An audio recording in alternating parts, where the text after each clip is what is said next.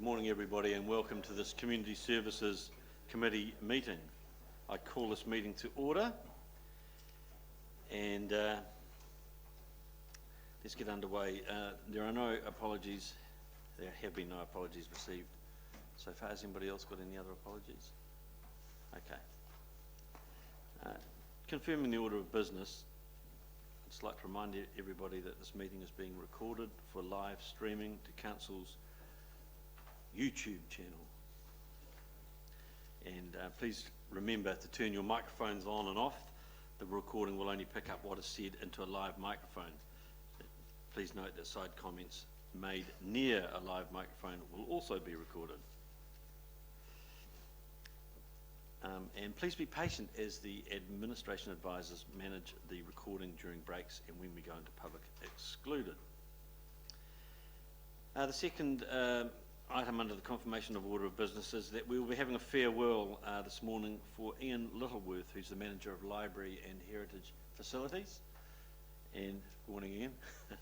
And Ian, your last day at council is on Friday, and Ian's going to be joining us in the chamber here at 10:15. We'll rejoining us maybe in the chamber at 10:15 for morning tea. So we'll get a chance to say thanks and farewell at that point. But you can probably give him a wave now if you want. Nice to see you, Ian. Also, ladies and gentlemen, we have youth councillors here this morning, and I'd really like to welcome Jenna and Taylor. Nice to have you here. Hope you enjoy it. And even though we have no youth council minutes on this agenda, they'll be received at the next meeting. I will ask the girls to give us an update at the end of the public agenda as to what is happening with the youth council at the moment. Item 3 on the agenda. Yes. It's just a matter that I wish to raise. Yes. It's relating to item 12 on the agenda, the exclusion of the public, and in particular to item 4, which you'll see on the agenda page, the crematorium delivery review. I am concerned, Mr. Chairman, that this is in confidential section of the meeting. I look at the report, and without going into detail, one of the things that is there is that other cities have undertaken a public consultation on this very important humanity thing that we all have to face. It's one of our biggest issues. This is being done, and it's likely to be through the process and completed without any public consultation. I have a degree of disquiet about that. So do you have a question or are you just making a comment? Well, I believe this should have been dealt with. I believe this should have been dealt with in public. Okay, thank you for your comment. That's great. Thank you.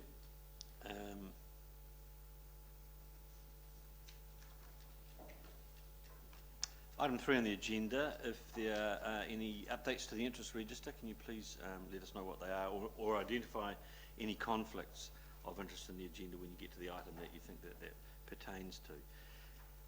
So we move on to item 4 of the agenda, which is public forum, and I would like to welcome Hugh Briggs from the Melrose House Society. Hugh, welcome.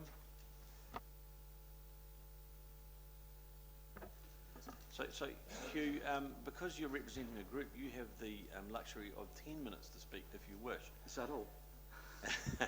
And then there'll be an opportunity for some quick questions after that. So after 10 minutes. Thank you. Thank you. Just like to introduce some of our committee who are here. As you probably appreciate from all the information that we've provided you, we have a very proactive and a very professional team of committee members. Doug Hattersley here is one of our members. He is a semi-retired engineering consultant and project manager, and he's going to talk a little bit about the program of works that we are proposing. 2 other members are here, Margot Wilson and Jackie Shields. They're both very much involved in events and have worked with old historic houses in the past, so we are extremely fortunate to have a very, very professional team. 2 other members, unfortunately, are unable to make it today. One is a barrister and one is an accountant. So they provide us with that professional expertise which we obviously require in the society to fulfil our objectives and goals. I've made it very clear the purpose of why we're here today is in our executive summary and the paper we provided. Primarily, this committee has been frustrated or over the last couple of years because of lack of activity, primarily due to the fact that the house was affected by the earthquake, and some of the proposals that we had in place 2 or 3 years ago were unable to be proceeded with, namely the upgrading of the toilets. This committee sat down and said we need to develop a long-term strategy for the house. Its future, technically speaking, is, you could say, uncertain, because we only have a lease that runs to 2018 with the council. And obviously we have a commercial tenant, the cafe, which also lease only goes till 2018. Now the house, as you all are fully aware, is running very successfully due to the very hard work of the committee in the past. We have been very fortunate in the past to have obtained large amounts of funding from primarily Rada Foundation, as it's now known, but times are changing, and that's one of the reasons why we bring all this information to the council, because we do feel it's now time to rethink how this house is going to be governed. And I know the council is giving consideration to how it's going to govern the 3 houses, and there's obviously a disparity between the way that these houses are run and governed and organised. And so we want to be proactive and say, look, we are very keen to continue the form of governance that we currently have, arrangement with the council, lease the house from the council, and basically run the house, trying to make it as financially independent from the council as we can. To date, we have been very successful in this because we have managed to obtain grants from other organisations, and we've only been to council once. The council gave us a grant towards the heating, but obviously we do have large items of expenditure which we have to cover, and the principal reason for us putting this thing together is that we tried to obtain a large sum of money from Rada Foundation for the upgrading of the bathrooms, the toilets, also looking for some form of administrative assistance to the committee, and also in terms of its marketing, and also carry out 1 or 2 other more significant maintenance items. Now, with respect to the lease we have with council, we are primarily responsible for all internal works, and council is responsible for external works. Now, over the last year, primarily through the hard work of Doug here, we've been working very closely with council staff, to look at a strategic approach to the future of the house, but also looking at the works programme that we feel needs to be done, and obviously the council has given consideration to. So primarily the paper that we presented to you indicates where we want to go. We would like to maintain our present form of governance. So any discussions that the council is having about the future of the 3 heritage houses, that is the approach that we would like to take. Now, I know that, having spoken to a number of councillors, they consider that, and staff, they consider the model that we are using is one that seems to be very successful. You know, we have a commercial tenant. The cafe, as you all know, is an incredibly high standard facility. As we know, it's also under sale at the moment, and the owner obviously wants to get someone who will maintain that high standard. We, as the landlord, would obviously want to maintain that same high standard. I know as you, as our landlord, will also want to see the same high standard maintained. The house itself has maintained a very high standard of finish inside, and that's principally the reason why we want to get those toilets upgraded to the same high standard. They are really, in my opinion, very substandard, and there are a number of other little items that we'd like to see dealt to maintain, or sorry, increase the standard of the house, and obviously make more use of the house. I'm always amazed that people say to me they didn't know basically Melrose existed, because it is physically hidden, and it's a question of having it more promoted more. We have arranged a number of events over this last year. As you're aware, we had the house lit up, and we had Christmas stories taken. We've had other events in the past, and of course it is used heavily for weddings and other events, not as much as we would like it to be. There was obviously a physical limitation in terms of size about the types of weddings, and obviously we have an exclusive catering arrangement with the cafe for any activity that takes place in the house. So the purpose of bringing all this information to this particular committee is that we want to get the message out to all the councillors, because last month we made a request to the council for a loan to help us complete the toilets. In the past, we've always had 100% loan grant from Rada Foundation, Now they're only giving 50% and expecting the party to have a 50% organised. We have raised through that and for our own money $50,000 towards the upgrade of that, and we're seeking a further monies from council to that effect, and that's going to go again to the Risk Audit Finance Committee at the end of this month. But we want the support of all councillors so that we can complete this project.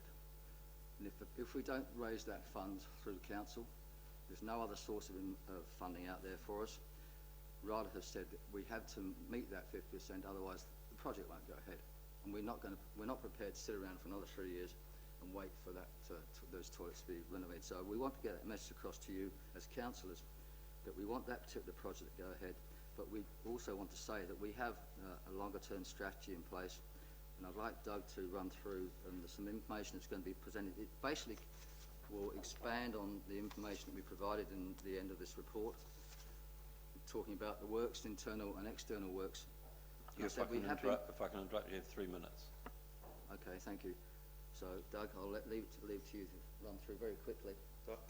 Thank you. I won't take up too much of your time because the information is contained in what's being handed out. Basically, the approach was working with the council staff on the main difference between the maintenance and capital works in line with the 10-year program, both strategic plan and also the community plan. It's divided up between the exterior, the interior and the garden. The garden and the exterior of the works are the responsibility of the council, and the interior works are the responsibility at the present moment of the trust. You'll see in one spreadsheet are highlighted in green. These are the items that have been discussed with the staff. Of course, they can't agree that it's definitely going to happen because it's got to go through the normal process. But at least between ourselves, we have an agreement that this is reasonable. So the idea was to set it up in a 10-year program so we could see where we were. Once you then split it out into the interior works, we've got that's our responsibility at the moment. So we went back in to do a business case to see how we can self-fund that, and the only way we can self-fund that is through events. But we've got to increase the number of events that we have. But that then becomes a circular thing, because then to have events we've got to have upgrade some of the facilities. Some of the items in the exterior is the upgrading of the stables that are there. That could be an artist studio. That takes a bit of money, but then I worked out that it only takes a few years for that money to be paid back.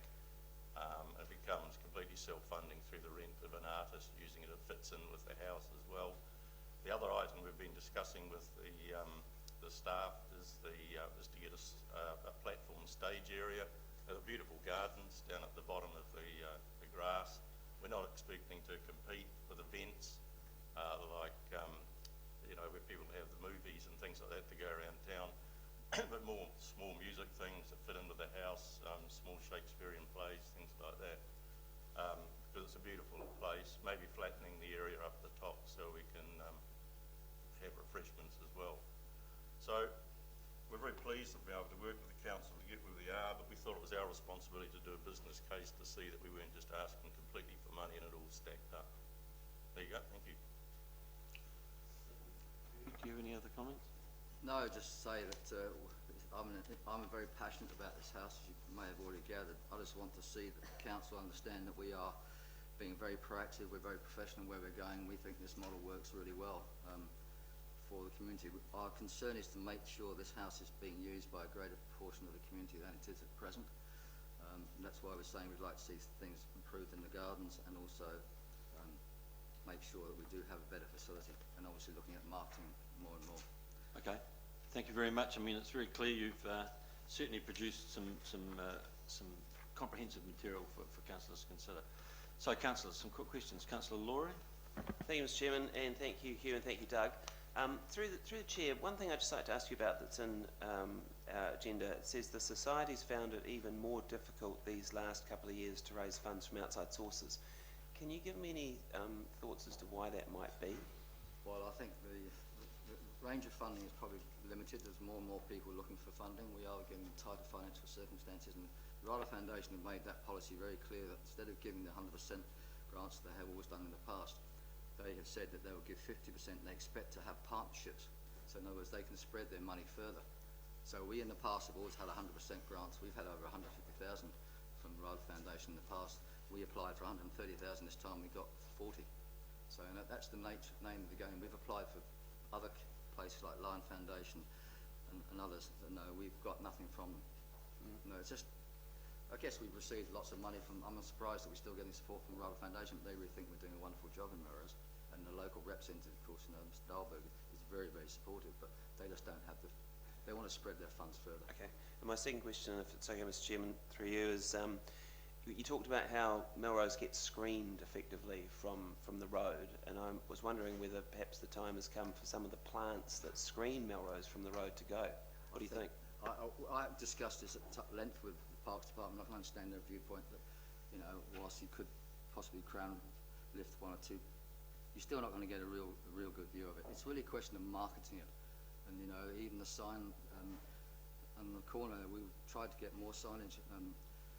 It's really a question of marketing, getting more and more people to use the house. I mean, if we get more families using it, we get more events there, then people are going to recognise that Melrose is not just a place you go and have a cup of tea at. Councillor Ward. It's working. You'll hear me even if I can't hear you up there. Thank you. So you're looking for a loan from council, That's correct, yeah. and the total amount? 60,000. I think very much. It's just for the This is for toilet toilets. work. Yeah. We've got to pay it back. Yes. Its influence Yeah. is a bit on Better, what better we as a do. loan. Yeah, ideally we'd love to see the council actually making more financial contribution towards it as they do with Broad Green, but the issue at this stage, I know we don't have grants available at this stage, so we have to go for a loan. Yeah, that's fair enough. And we want to Okay. get that project done now. The grant would help us just get going better with things like the other works as well, because if we pay it back, it influences our business case. We can just make it, but at the expense of others. Thank you. That is an issue that is lying with the Audit and Risk Committee at the moment. So, Councillor Copeland. Thanks very much for the presentation. I agree that it would seem a wonderful venue for potentially outdoor summer concerts and the like. I was just wondering if you had any idea of who you're wanting to use to market the venue, or how you propose to go about marketing the venue, and whether you see any sort of crossovers or lineups with any other marketing of venues around Nelson that may be happening. at the Well, same we have been a member of Nelson Venues, and obviously they market all of their projects. We do have marketing expertise on the committee. And we've done a lot of work with Angela, who's the cafe, and also is very good at marketing. So we have also used marketing consultants to help us with our marketing. So we have taken a very professional approach on it. And I guess that's one of the issues that the council might be looking at in terms of how it's going to govern the three houses, and looking at potential marketing of all three houses together. But those are issues obviously we need to discuss in the future. But currently we use professional marketing. We have marketing expertise in-house. So we're pushing it very hard. Thank you. Any further questions? Thank you, gentlemen. Thank you for your team who've come in this morning. It's good to Thank see you very here, much indeed and for your time. keep up the energy levels. That's great. Thank you. Ladies and gentlemen, we do have a second item under public forum that's just come to hand, and that is George Truman, who is here representing Grey Power. And George wishes to speak on the Stoke Community Centre. And George, similarly, you will have 10 minutes to speak. Welcome. Make sure your mic's on, please, George. Thank you. Thanks very much. Nelson Grey Power's got 8,000 members. I've lived in Stoke since 1968. The whole of Stoke's in an uproar over a new $6 million building proposed for the Stoke Community Centre. But our beef today is there's something wrong with your systems. You see, the first time that the site was known, a public meeting was held on the 23rd of September. 2 meetings the same day in St Barnabas Church. 12:30, 140 people, active retired people coming at that time. almost unanimously, their buzz groups coming back from the tables, the site's in the wrong place. The second meeting the same day at 5:30, we were told at the start of the meeting, the site's been decided. We're not going to discuss the site. Well, when that was done, the council officials have broken the law. The audit guidelines are quite clear that the councils have to listen. You don't have to agree with what people are saying, but you must continue to listen. And by shutting off the conversation like that, that's ridiculous, and we could have you on procedural grounds.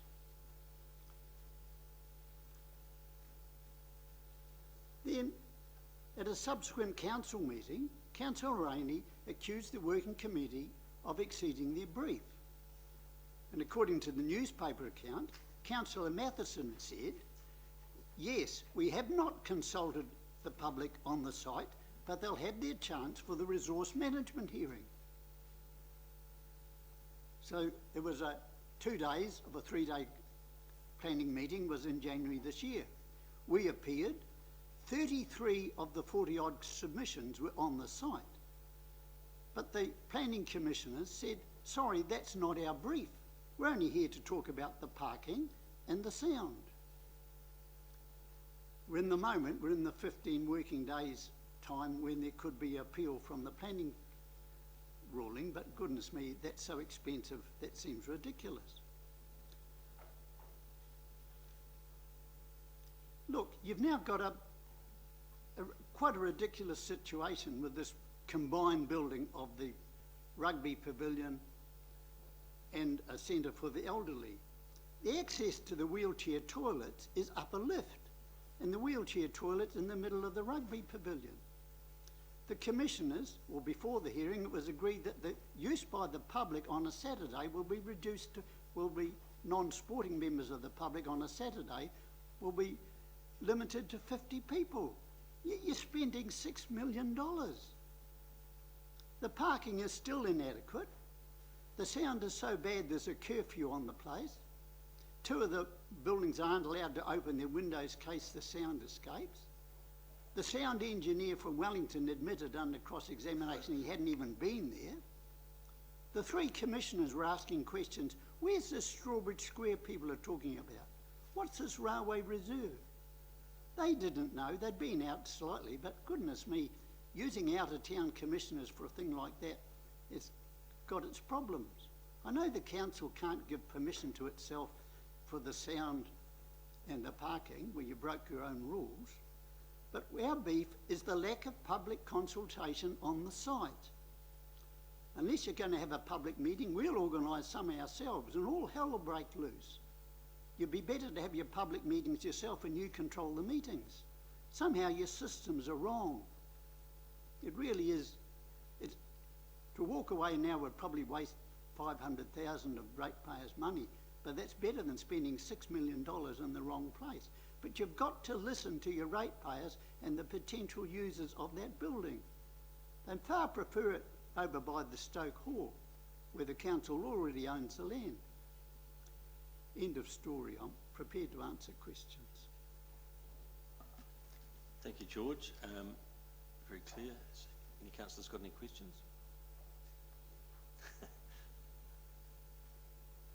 Okay, it doesn't appear. Oh, Councillor Ward? I have some sympathy with what you're saying. On the sound thing, would you be any better off over by the town hall than you are by the Stoke Hall? Sorry, Councillor, if I, just in terms of the matters that are before the resource consent hearing, we are still through in the middle of a process, and the appeals are still open on that. So I don't think we should be making any comment in relation to the matters that are before the commissioners and that consent. Thank you. Short answer though, there's no neighbours there.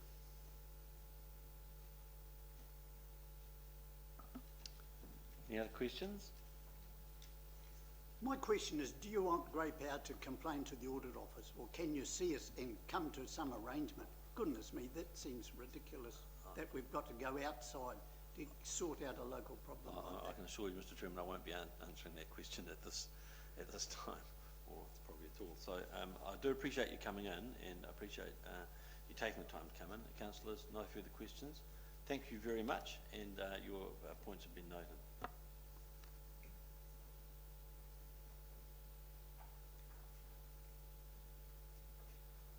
Okay, we move on to item number 5 on the agenda, which is the confirmation of minutes as set out on page 14 to 20 of your agenda. Would somebody like to move that the minutes be received and accepted? Councillor Copeland?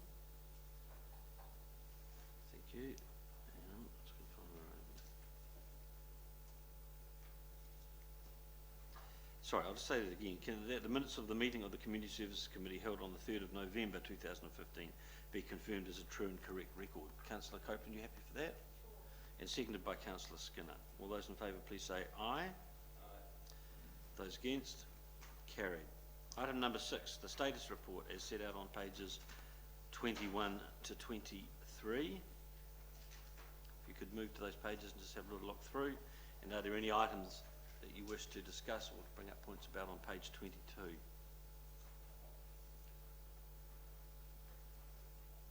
Councillor Laurie? Bit of a random question, Mr. Chairman, but if you'll let me. I was curious, I was hoping to see something possibly in the status report or somewhere in the agenda about the costs involved in the Royal Tour. And I'm curious as to when we're going to find out what the Royal Tour did cost the ratepayers of Nelson. I'm not sure that that's something that would fall under the Community Services Committee. And the Mayor, I think the Mayor has commented at some point. Would you like to comment? Not particularly. It's been reported to council. It's been on other agendas, and if you councillors read their papers, they'll see it. Okay, so apparently it was it's already been reported to the Audit, Risk and Finance Committee. Okay, any further items on page 22? Councillor Matheson. Yeah, thank you, Mr. Chair. Just can I get to page 22 regarding the artwork for Walkway? Have we got a date for installation of any of it yet? I see we're sort of trying to work it out. Installation dates? I'll ask Mr. Ward to comment on that. Thank you. So through the chair, I don't have a specific date, but I know we have, we're just appointing a project manager to receive that. So the intention is to get those in before the end of this financial year. Page 23, any items on page 23?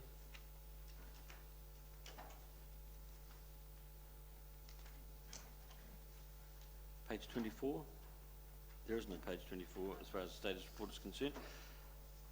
So I'll, is somebody prepared to move that the status report be, and its attachment be received?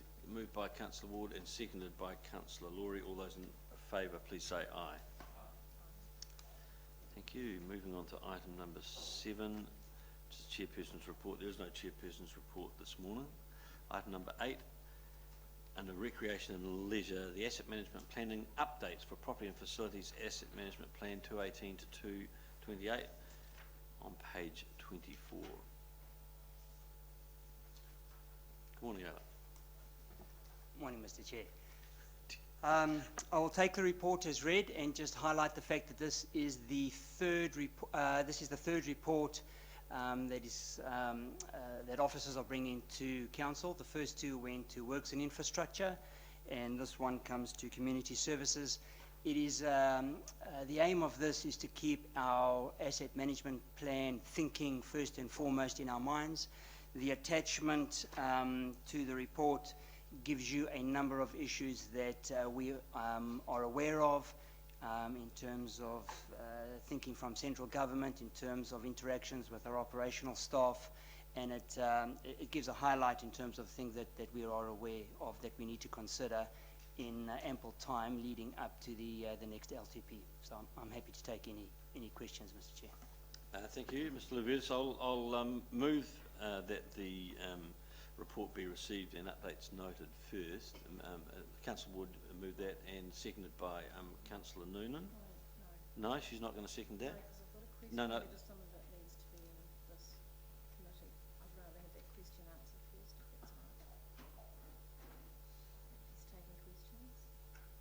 Well, I can't take a question on that point, because I'm either going to receive the report. Yeah, I'm either going to receive the report or not. I'm not going to second it. Okay, then do I have a seconder for that, Councillor Matheson? Thank you. All those in favour? Sorry.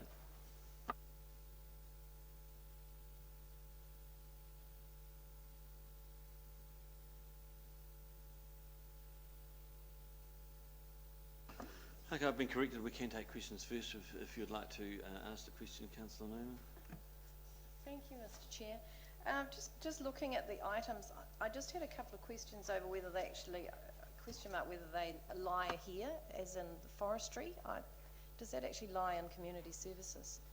And the CBD strategic precinct review, I thought those sat in other committees, but...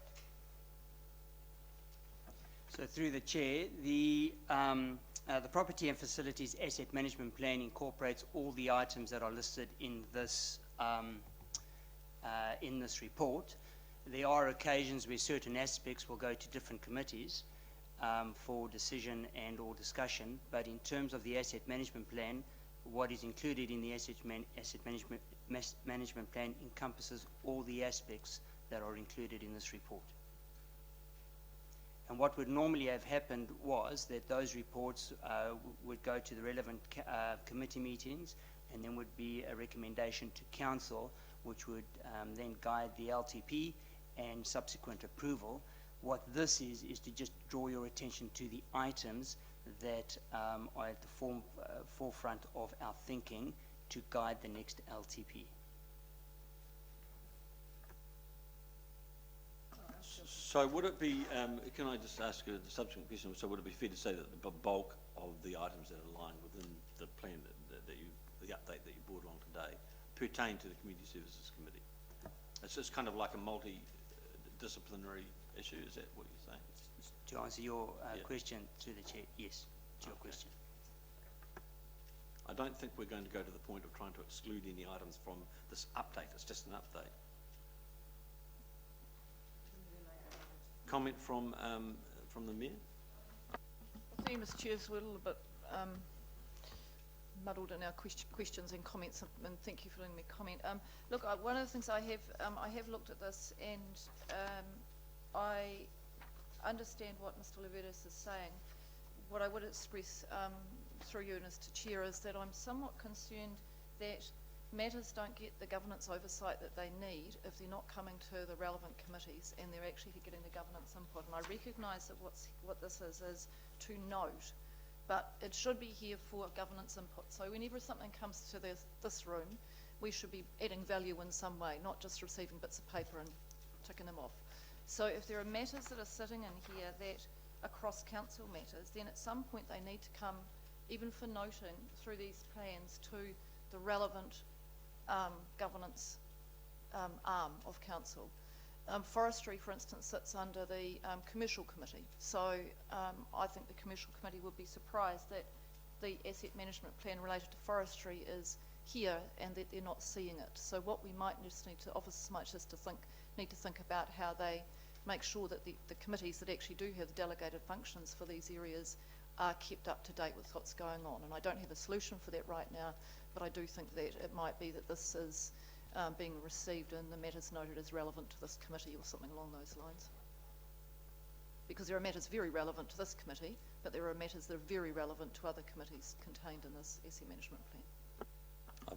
I presume, though, that since this is across, as you point out, this is a cross-council issue, there are aspects of the way that we manage, as set out on the plan on page 29, depending on the review changes the way forestry is managed as possible, review, etc., as necessary. There are certain issues regarding forestry that pertain to community services as a recreation asset. So I think it actually is appropriate that we do note that as far as the asset management thing is, that there is a particular point on that particular point that does pertain to this committee. Would you want to comment, Mr. Levetis, on that? Through the chair, I think the comments that have been made around the table are valid. All I can say is that where items relating to this specific asset management plan need to be considered further, they will be going through the correct process in terms of the committees that they fall under. What this is a snapshot in terms of all the issues that form part of the asset management plan. They give councillors a snapshot as to what our thinking is. And we are more than happy to receive any additional comments as well that councillors believe that we may have overlooked or that we need to consider. Thank you. Are there any further questions? Councillor Copeland. Thank you. I was just wanting to ask a question on page 27 under regional facilities. What is a VMO that we're going to be appointing in relation to marketing of venues? I'll get Councillor Ward, Mr. Ward to comment. Thank you, Mr. Chair. We're currently recruiting at the moment for a venues marketing officer to help market council venues. So are there any further questions? Councillor Barker. Thank you, Mr. Chairman. Yes, just a question arising from the public forum this morning. Melrose House is not featuring on the list here. Where is it fitting into the scheme of things not being on this list? The other two houses are here, Isle and Broadbrand. So if I can comment on that through the chair, this list reflects any changes that we've been made aware of since the asset management plans were put out in 2015. The situation with ISIL is very much business as usual. We have confidence that the trust will continue to operate. We have a good relationship with the trust, and we don't see there hasn't been any substantive change in that relationship that needs to be highlighted through this report. Okay, there's some major things they're asking for, but anyway, I take on board what you say. Secondly, I just wanted to comment on page 27, the first item there, Health and Safety at Work Act 2015. This new act imposes very, very strong responsibilities on this organisation and including our elected members. And I think I just want to take this opportunity to say that the matters that this committee is responsible for are also matters that the elected members should be making themselves and taking every opportunity that they have to become educated on what the implications and responsibilities are for them. There have been seminars, but not all councillors have attended, and as Chairman of Governance Committee, I'm not a member of this committee, I just want to stress at this time that there is a need, and there are penalties that may not necessarily come down directly on councillors, but they will come down on council. Thank you, Councillor Barker. I'm aware of that issue, and I'm related also to that. I think as many as possible councillors should take the opportunity to go out into the field and see the activities. Thank you, and we have a workshop that gives councillors that opportunity to come up to speed with that act on Tuesday. Is that correct? Yeah, Tuesday. Yeah, anyway, I think it is Tuesday. Yeah. Okay. Any further questions of Mr. Luvertis? Okay. So, have we had this moved and seconded? Did we get to that point? We did. Okay. I'll put that so, Madam Mayor. Yes, I want to speak to Mr. Chair, and I am going to come back to my concern that there are matters within this asset management plan that need governance input from other members of council committees who are not here and present for this, and I really would like the officers to take on board my desire for full engagement of the relevant members of governance committees in the asset management plans. These are the big driving blocks of councils. These are the parts of council that you really have to have your head around, and Mr. Luvertis has said, and it's here so that elected members, governance members can have input and give feedback. Members can't do that if they're not here at this committee, but there are matters in here that are relevant to other committees, and I'd just like the officers to think about that and how they're going to draw that to the attention of the relevant committees. It's not a difficult task, and I'm sure it can be attended to. Thank you, Madam Mayor. I'm of the opinion that this report has been tabled at this committee for this committee to receive it and to note it.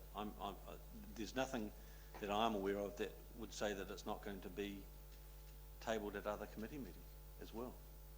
I mean, I think that point has been made very clear. So the relevant committees, if they need to have these things drawn to their attention, I'm presuming that is something that could happen. Councillor Matheson. Thank you, Mr. Chair. Well, just staying on that particular point, can I ask through you, Mr. Luvertis, will that be undertaken that all members of the council and on whatever committee they're on will be made aware of this through some form or the other? or will it be the same paper will this paper be delivered to all committees? So through the chair, if I draw a comparison to the Works and Infrastructure Asset Management Plans as well, where that went through to the Works and Infrastructure Committee for comment, there were a number of committee members that would not have been on the Works and Infrastructure Committee, but equally that is open to all councillors to have input in, because they ultimately are the custodians of signing off the asset management plan and for the information that will guide the next LTP. So, I mean, I hear the question, and we certainly will put our heads together to figure out how we can accommodate the view expressed by Her Worship. So we will have a further discussion on that round SLT table. Thank you. Any further points, questions? Okay, I'll put the recommendation. All those in favour, please say aye. Those against? Carried. Item number 9, cemeteries and crematoria. The Marsden Valley Cemetery requests for dedicated burial plots. This is set out on page 32 to 37 of your agenda. And Mr. Pethram, do you want to speak to your report, please?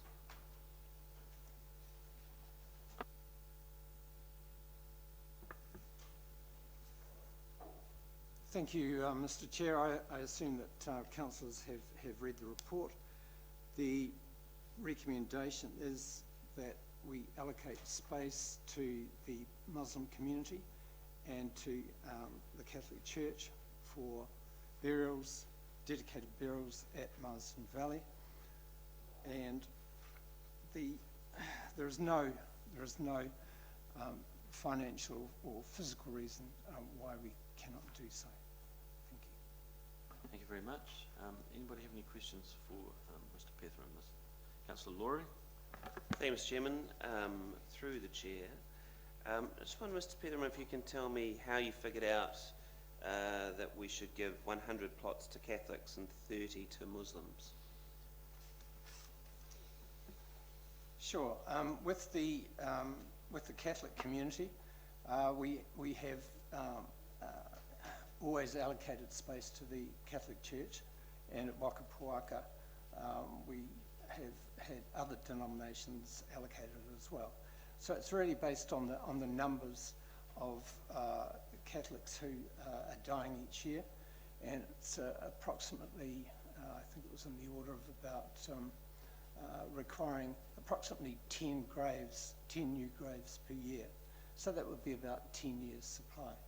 With the Muslim community, it was very much a guess, and we just had to base that on what we thought that the needs would be and the growth of the numbers of Muslims in the community. Okay, a couple of supplement questions, Mr. Chairman, if that's okay. Do members of Nelson's Muslim community, are they happy with that number? Yes, they have advised me that that's appropriate. Okay, my last question is, through the chair, what do we say to other religious groups who may now come to us as a result of this decision or this report? What do we say to them if they say we want our own space?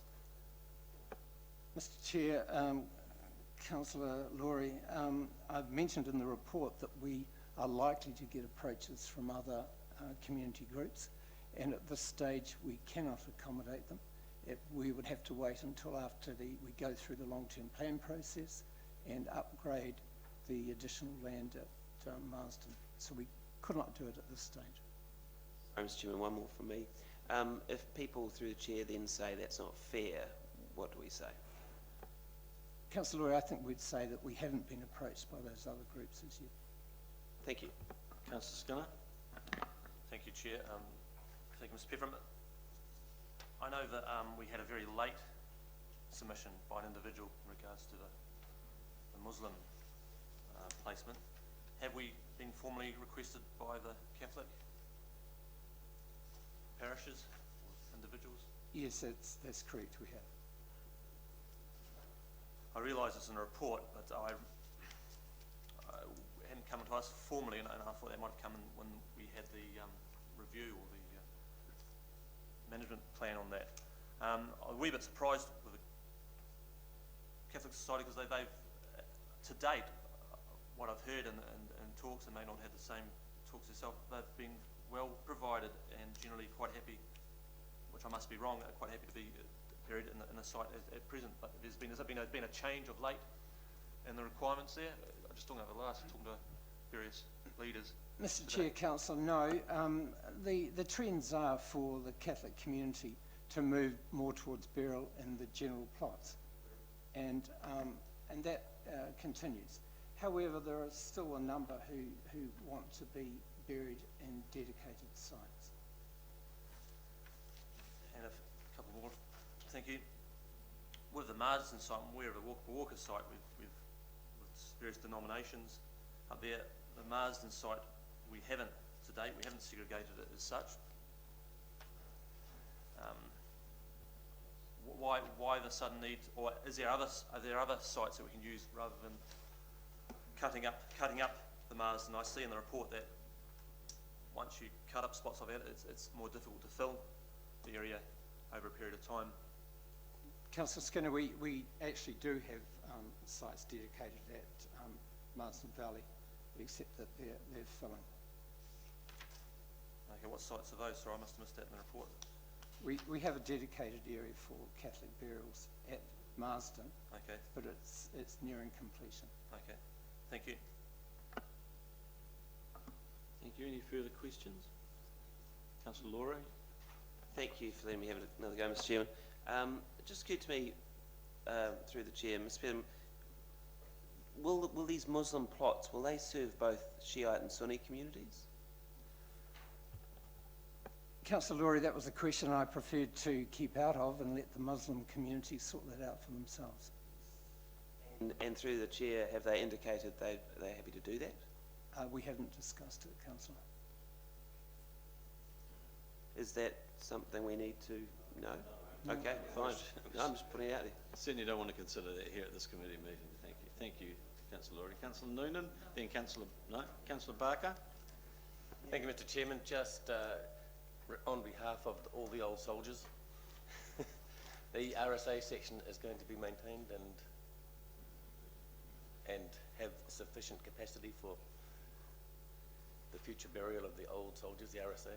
Mr. Chair, Councillor Barker, we're currently working with the RSA at the moment in Internal Affairs, and we're looking at the next extension for RSA, and that will come to you through the LTP process.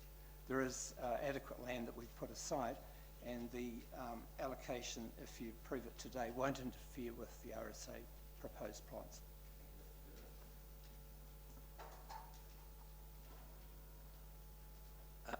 Councillor Skinner. So thank you. Just a brief question. With the Muslim or Islamic, I was trying to get a better understanding when I read this report and prior to the report, trying to get a better understanding of the requirements there. At present, I realise they take people within 24 hours over to the Blenheim site. Have they asked specific? Is that the requirement? I was trying to find out and was unsuccessful. Is that the requirement? They need to be separate. Current, do Muslim or Islamic faith, are they happy to have their burial sites as long as the process has been followed to be in as already provided, or they do need a separate location away from other? Is that the difference here? Basically what I'm trying to, sorry, I'm a bit long-winded about it.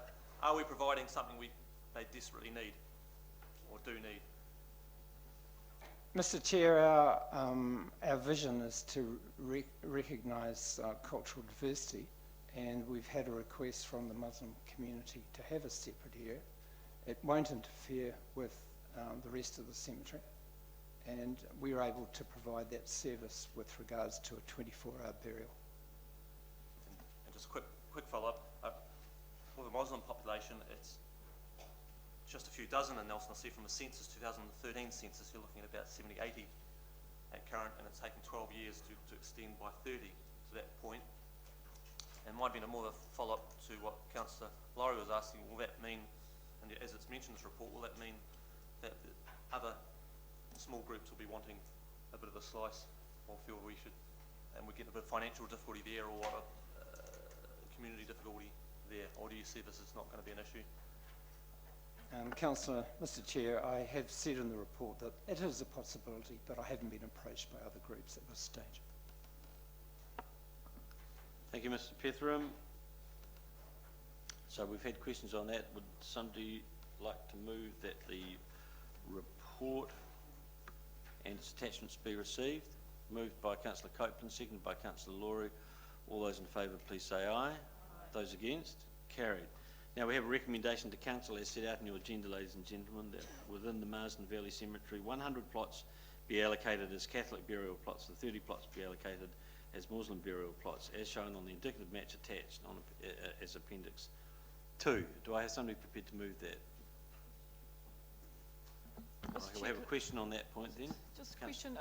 I just wonder if Mr. Ward could explain why this is a recommendation to council not being able to be transacted by this committee. Or Mr. Ward or Mr. Petheram, I don't know. So I would suggest this is an enhanced level of service that we haven't provided before to that community. But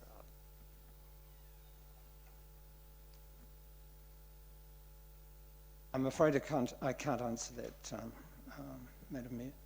I assume because it's outside the delegation powers of this committee.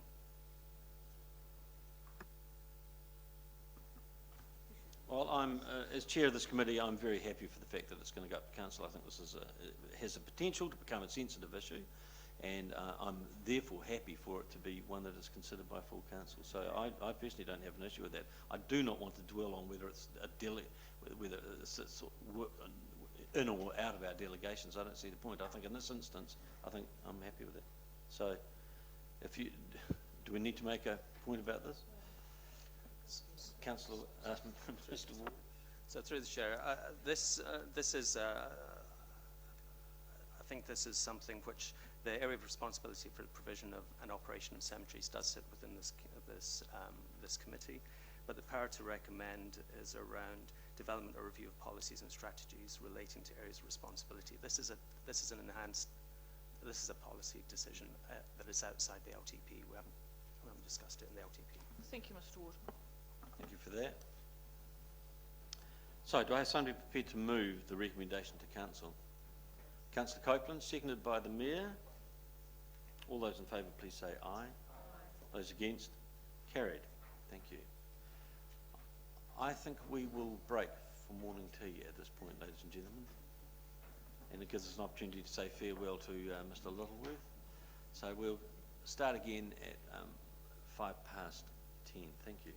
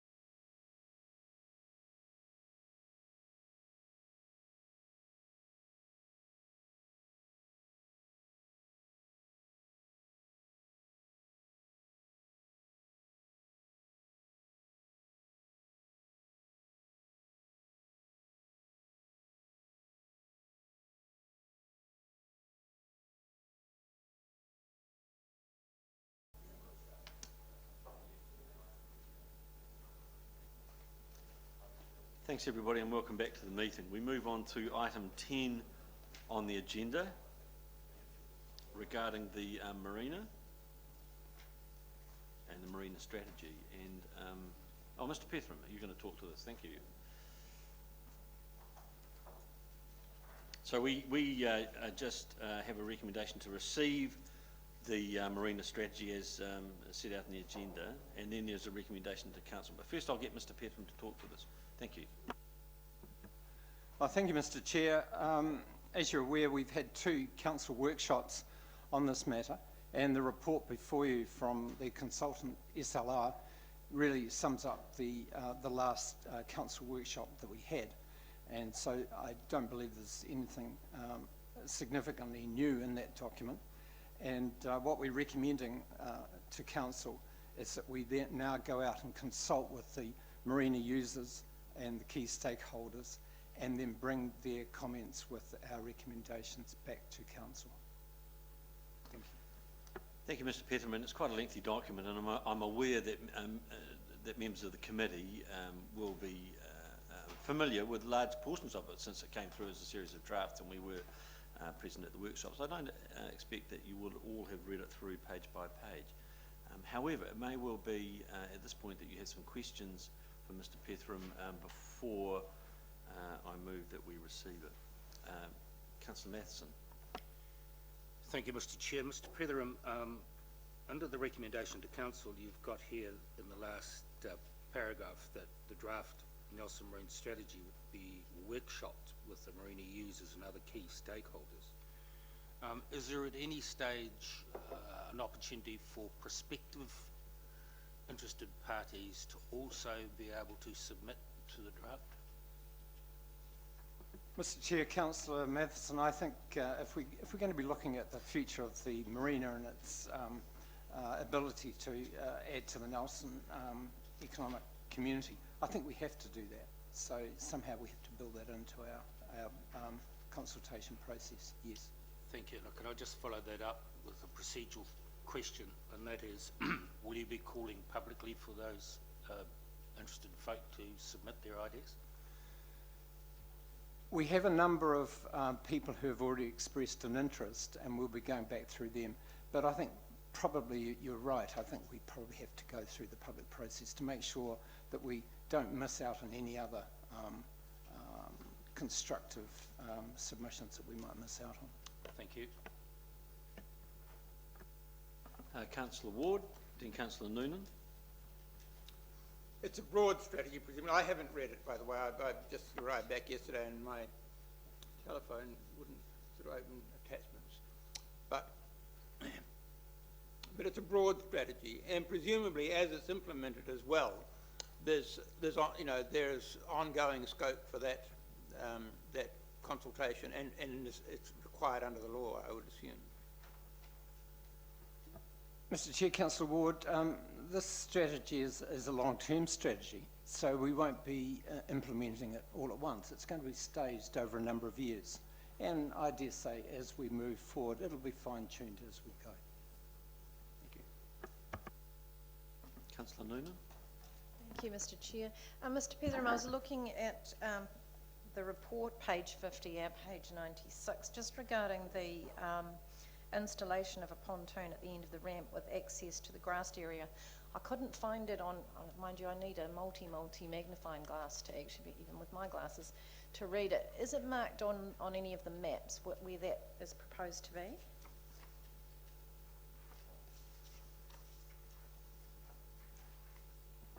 Councillor Noonan, I think if you look at the report, on my document it's page 16, and it relates to 5.1.2, 229 Acker Street now and as proposed. And you'll see on the right, the diagram on the right. Thank you, I can see that. Thank you, that's fantastic. Any further questions of Mr. Pethram? So, members of the committee, this morning we're just receiving the report, and then there's a series of recommendations to council. So, does somebody want to move that the report be received? Councillor Ward, and seconded by Councillor Copeland. All those in favour, please say aye. Aye. Those against? Carried. Okay, and now as you see set out in the agenda, there's a series of recommendations to council. And I'll just quickly run through them so that we're clear about what we're suggesting goes through to council. That the draft Nelson Marina strategy be received, and that fees and charges at the marina be increased as from 1 July 16 as per the Consumer Price Index, that the marina development levy be discontinued as from 1 July 16, and that an unbudgeted amount of $30,000 be provided in the marina OPEX account in 2015-16 to remedy existing health and safety risks, and that the draft Nelson Marina strategy be workshopped with the marina users and other key stakeholders and reported back to a future Community Services Committee prior to adoption. Now, just before we take some questions on those particular points, Councillor Matheson, are you happy with that clause? Do you want that to be changed in any way? Yes, I do actually, and thank you for that, Mr. Chair, because that prompted me to ask the question in the first place. And I'm just wondering whether we need to amend it slightly to read that the draft Nelson Marine strategy, with the marine users, key stakeholders and interested parties. I don't like doing things on the hop, as you know. No, but I understand. I'm just wondering, with interested parties being put in there, gives a wider scope. I'm happy for that to be changed. So, do we need to get that up on the screen, or is everybody very clear about what we're doing? This is the final clause of the recommendation to council. It would read, and that the draft Nelson Marina strategy be workshopped with the marina users, other key stakeholders and interested parties, and reported back to a future Community Services Committee prior to adoption. Madam Mayor. Just some clarity, are we talking separate workshops or collective workshop? I just know that in terms of interested parties, I could fill a large hotel with people that are interested in the marina land. I was certainly under the impression that there's quite a diverse group of people wanting to be involved in this, and I would have thought there would be more than one occasion where they would be doing that, and I would certainly be insisting that that was the case. Many of these groups meet at night, others are happy to meet during the day. There's a whole range of people who want to be partaking in this process, so I think that's a foregone conclusion. Councillor Barker? Yeah, thank you. Last evening I was at a function where I was approached coincidentally about this, and from people who are actually marina users, but they're not aware even of the fact that there is the marina users group. So, which you and I, Mr. Chairman, are council appointees on. I want to make sure that when we say the marina users, we are going to ensure that we get the word out to all marina users, not just those who are in the marina users group. So can we? I certainly think that's a good idea. I don't think we need to embody that in the clause. Mr. Pearson will as take long that as on board. at that point it's Absolutely. understood that the marina users is not just the users group. Councillor Barker, we put that term in marina users in the wider sense. Yeah, good. Councillor Copeland? Just wanted to check, you know, as council's obviously heavily involved in suggestions in the review, like the Arts and Cultural Centre being 50% partners, financial partners, are we involved actually in the workshops ourselves directly? Will we be involved? Because there are some suggestions with the land down there in the further stages that there is developments of certain kinds that do involve council strategic oversight, clearly, and I'm just wondering if we're... I see no reason why councillors couldn't partake in workshops. I would suggest that the workshop's key purpose is to garner comments from the wider community, and indeed you will have the opportunity to comment on the draft when it comes back. So the answer to that is yes. I'm presuming that that's not a problem at all, but you will obviously as a councillor have the opportunity to comment on the draft strategy when it comes back to this committee. Okay. I presume there's just some good oversight. I'm just not sure the Arts Cultural Centre is the ideal fit as proposed in the review, and I'm sure that will extend into a broader concept of what could actually go there. Well, as you will know, councillor, these strategies are really just a potential roadmap of the things that can be rolled out. There's short-term, mid-term and long-term parts to the strategy, and I'm absolutely sure that that particular point, Yeah. which just made its way into there for perhaps to try and Placeholder. get comment, Yeah. is in the long-term part of the All good. scheme of things. Yeah. Is that okay? Yeah, of course it is. Great. Any further comments, questions? Councillor Barker? Thank you, Mr. Chairman. In terms of comments, having attended all the workshops, I want to refer to page 93 and be consistent as I have been since the year 2000. Page 93, there's a section there with recommendations that relate to suggested sea level rise. And I'm happy that these recommendations are not massive at this stage. They're saying take into consideration, because some of the facts that are recorded here do give me just a little concern. It's making out that there's something new in the inundation in the car parks with high level tides coming up the stormwater pipes. Hey, it's been happening since way back, decades, forever probably. And the levels of sea level rise that are mentioned here at the top of the page, 2015 to 2065, that would have produced by now almost a 1 centimetre sea level rise. But looking at the projections from NIWA that they've given there, by now we should have, if it was an 18 centimetre rise, we should have had a 4.25 centimetre rise, or if it's at the high level, the 59, we should have had a 13.9 centimetre rise. Doing the calculations, they haven't occurred. So I'm happy that the recommendations are not saying we must do this. They're saying let's consider this. Thank you, Councillor Barker, and as sure as the tides go up and down, I know that you always comment on that point. Mr. Petram, can you make sure that, that Councillor Barker's comments are taken on board? It's a nautical term for a marina strategy. Thank you, Councillor Barker. When it happens, I'll be very...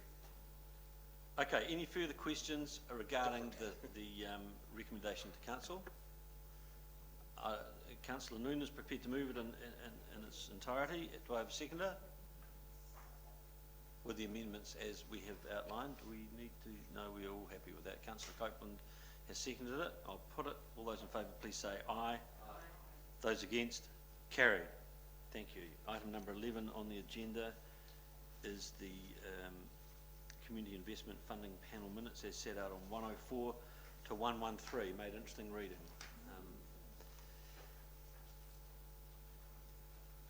I don't think we can take any questions on that unless Mr. Ward would like to receive some questions. Councillor Noonan? I've just got an amendment, I think, potentially. In your interests on page 104, it says Mr. Ward asked Ms. Steele and Mr. Ward to leave the meeting at appropriate times. I think it's Mr. Thomas. That's correct, yes, I had noted that also. Thank you. Mr. Chair, yes, it was very interesting reading, and particularly after sitting and doing funding applications the previous year, it was a pleasure to see the work put in here by the community appointees. I think they've done a fantastic job, and they've given good reasons for those that they didn't fund, and they've given feedback on partial funding. It was really interesting. I enjoyed reading it because it was some decision making that was passed, and I think they've done an awesome job. So yeah, I just want to ask that they be acknowledged. It was appreciated. Thank you, Councillor Noonan. Councillor Laurie? Thank you, and I echo Councillor Noonan's comments.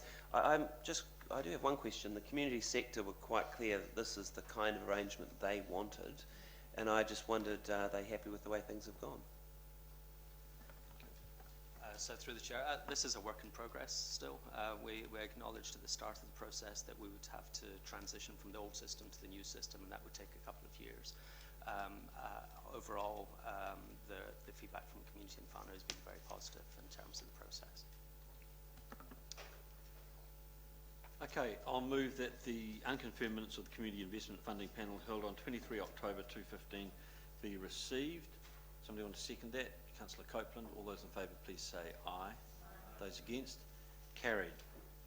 before we move through to public excluded business, I would just like to give our youth councillors today an opportunity, if they wish, to give us a wee bit of an update about what's happening with Youth Council. Jenna or Taylor? Okay. Hi everyone, my name's Jenna Stallard and this is my first year in Youth Council, so I'm quite new to all of this. Last year I went to the Youth Council induction, which was a lot of fun. I got to know everyone and I learned heaps about council and how Youth Council works, so of course I've still got a lot more to learn. And so at Youth Council we have a youth employment subgroup, which we met last week. And with 18 of us are members in that group, so we're really passionate about that. And we're planning to write a letter to the Minister of Education to improve the curriculum for careers education in schools to improve youth employment rates. And I'm really looking forward to meeting all of you at the meet and greet. Thank you. I'm Taylor Sugar. This is my second year on Youth Council and I'm really enjoying it already. It's fantastic. To add to what Jenna has said, we've also had a Heritage Week meeting to discuss the opening of the Refinery Art Gallery, which will contain the photos from last year's Heritage Week competition that the youth took, which is fantastic.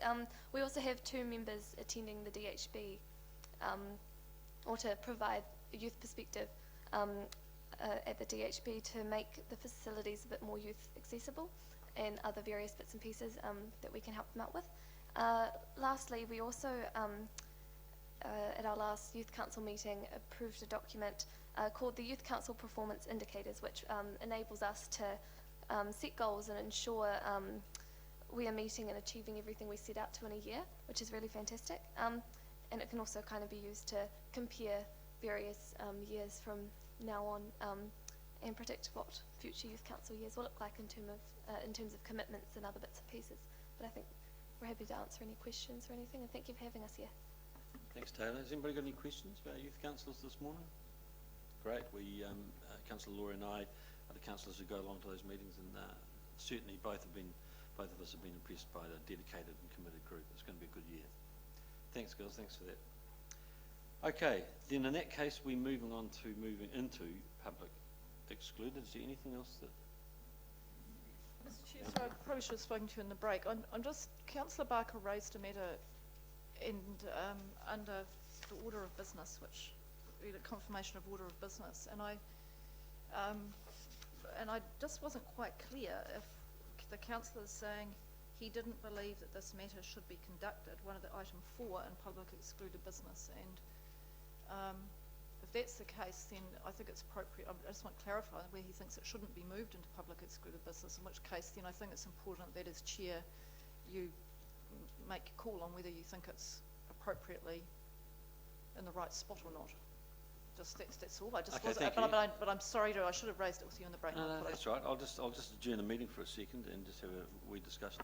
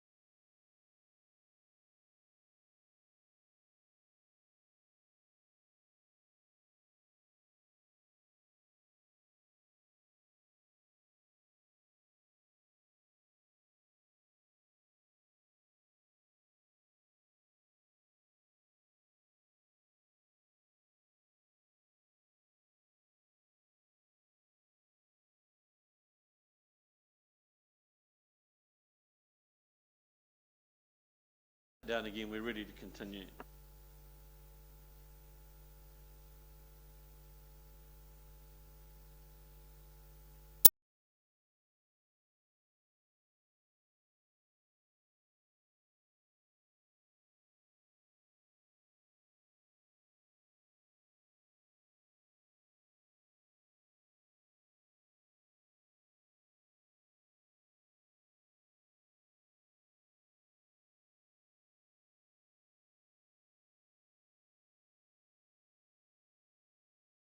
Thank you, Madam Mayor, for your concern about that particular item. I am satisfied that we can go into public excluded, and the issue that Councillor Barker wishes to discuss would be better discussed in public and excluded, and then there may be an opportunity for it to become public. That remains to be seen. Okay. So I'll move that the recommendation as set out on 12 in the agenda that we move into public excluded. Seconded by Councillor Noonan. All those in favour, please say aye. Those against, carried. Thank you.